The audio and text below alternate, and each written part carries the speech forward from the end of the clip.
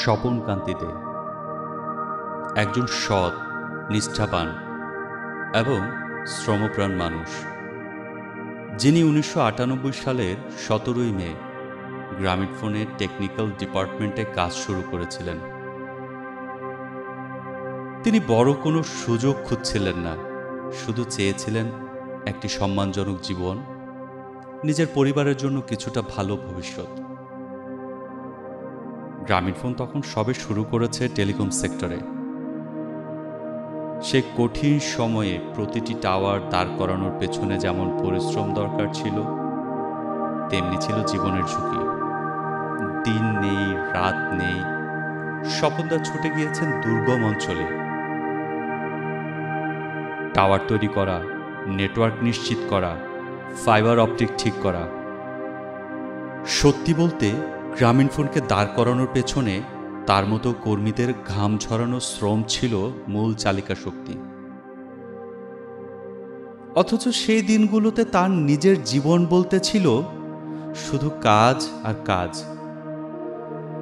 পরিবার থেকে দূরে অসুস্থ শরীর নিয়ে কাজ করেছেন। সন্তানের জন্মদিন, পরিবারকে সময় দেয়া, এসব তো তার কাছে বিলাসিতা ছিল। কিন্তু এই সমর্পণের পরিণতি কি হলো? 2011 সালের এক দুপুরে হঠাৎ তাকে ডাকা হলো জিপি হাউসের সেই মিটিং রুমে। তার ভাগ্য লিপিবদ্ধ করল এক বাক্যে, কস্ট কাটিং চলছে, কোম্পানি আপনাকে আর রাখতে পারবে না, এখনই ভিআরএস নিয়ে চলে যান, না নিলে পরে কিছুই পাবেন না। স্বপনদা প্রথমে বুঝতেই পারেনি কি ঘটেছে।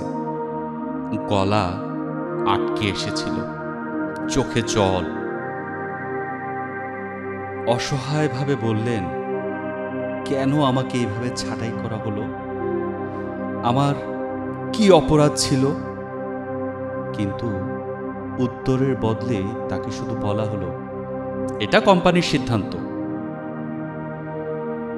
সেদিন তার চোখের সামনে ভেঙে পড়ল 13 বছরের স্বপ্ন, তার পরিশ্রম আর আশা। আজ স্বপনকান্তিতে সেই প্রশ্নের উত্তর খুঁজতে খুঁজতে ক্লান্ত, কিন্তু আজও তিনি জানতে পারেননি তার অপরাধটা ঠিক কী ছিল।